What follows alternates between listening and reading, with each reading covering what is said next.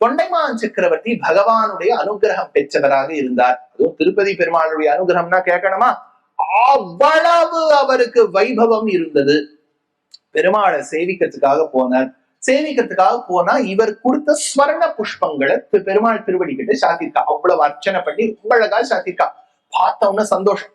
பொதுவா நம்ம கோவில்கள்ல என்ன பண்ணிடுவோம், ஏதோ ஒரு வஸ்திரம் கொடுக்குறோம்னு வச்சுக்கோ, யாரையா கூட்டம். நான் சொன்னேனே, நான் ஒரு பட்டுப்படவை வாங்கி பெருமாளுக்கு அதான் இது அப்படின்னு சொல்ற பாருங்க, புண்ணியம் போயிடும். நம்ம வாயை திறந்து கூட நாம் செய்த கைங்கரியத்தை சொல்லக்கூடாதான். அதுல இப்ப என்ன பண்ணணும், லைட்ல பெருசா எழுதிடுறோம், சங்கர் அண்ட் குடும்பத்தினர், லைட்டே வராதா மாதிரி எழுதி வச்சிருக்கோம் இல்லையா? அந்த போர்டுல நம்ம கொடுத்த 150 ரூபாய் வடமாலைக்கு நம்ம பேரை எழுதலைன்னா திரும்பி வாங்கிட்டு வந்துடுறோம். எதை? வடைய இல்ல, ரூபாவை. அந்த அளவுக்கு நம்ம ஐயமும் பிச்சையும் ஆந்தரையும் கைகாட்டி உயுமாரெண்ணி உகந்துன்னு ஆண்டாள். கொஞ்சம் நம்மளும் செல்ஃப்லெஸ் ஆகணுமோ. எதுக்கு இது சொல்ல வந்தா, தொண்டைமான் சக்கரவர்த்தி ஸ்வர்ண புஷ்பங்கள் சமர்ப்பித்தார். திடீர் என்று பார்த்தால் ஒரு நாள் அந்த ஸ்வர்ண புஷ்பங்களுக்கு மேல குட்டி குட்டியா, ரொம்ப ஷேப் எல்லாம் இல்ல, மண்ணால் செய்யப்பட்ட புஷ்பங்கள் இருக்கு. எது? ஸ்வர்ண புஷ்பங்களுக்கு மேல உட்கார்ந்து இருக்கு. ராஜாவுக்கு என்ன கோபம் வரும்? நான் கொடுத்த ஸ்வர்ண புஷ்பங்களின் மீது ஒரு மண் புஷ்பமா?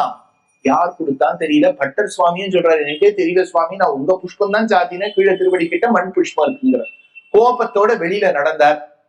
ஆனா குறும்பருத்த நம்பின்னு ஒரு நம்பி இருந்தார். அவர் நித்தியபடி ஏதோ கைங்கரியம் பண்ணிட்டு இருப்பார். முதல் கைங்கரியம், மண்ணை எடுத்து நன்றாக எடுத்து ஒரு பிடியா பிடிச்சு புஷ்பம் வச்சு அத பகவானுக்கு இருந்தபடியே சமர்ப்பிப்பார். கோவிந்தா இது உனக்கு அப்படின்னு அங்கே தூக்கி போடுவார். அது பெருமாள் திருவடியில பகவான் ஏத்துண்டாராம். எந்த அளவுக்கு ஏத்துண்டாராம்? இந்த ராஜா கொடுத்த ஸ்வர்ண புஷ்பத்தை காட்டிலும் குறும்பு அப்படின்னா அதுல கொஞ்சம் அந்த இந்திரியங்களுடைய அடக்கம் இல்லை. ஆனா குறும்பு அறுத்த நம்பி, இந்திரியங்களின் வசப்படாத நம்பி, நீ கொடுத்த மண் புஷ்பம் தான் எனக்கு மேலே இருக்க வேண்டும்னு சொன்னார். உடனே இந்த தொண்டைமானுக்கு தோணித்தான். உடனே அந்த குறும்பருத்த நம்பி கிட்ட போய் சொன்னாராம், சுவாமி நீர் என்ன கைங்கரியம் பண்ணிருக்கீர், உன்னை நான் தப்பா நினைச்சுட்டேனே. நான் கொடுத்த ஸ்வர்ண புஷ்பங்களுக்கு மேல பகவான் நீ கொடுத்த மண் புஷ்பத்தை தரிச்சுன்னு இருக்காருன்னு சொன்ன பிறகு குறும்பருத்த நம்பி அதை கேட்டுட்டு, அவ்வளவா பகவானுக்கு சௌஷீயம், நான் ஏதோ சிறியவன் கொடுத்த புஷ்பத்தை தன்னுதுன்னு எடுத்துட்டாரேன்னு சொல்லிட்டு அதே இடத்துல உயிரை விட்டுட்டான். அதனால இந்த பெண் பிள்ளை சொன்னாள், மண் பூவை இட்டேனோ குறவ நம்பியை போலே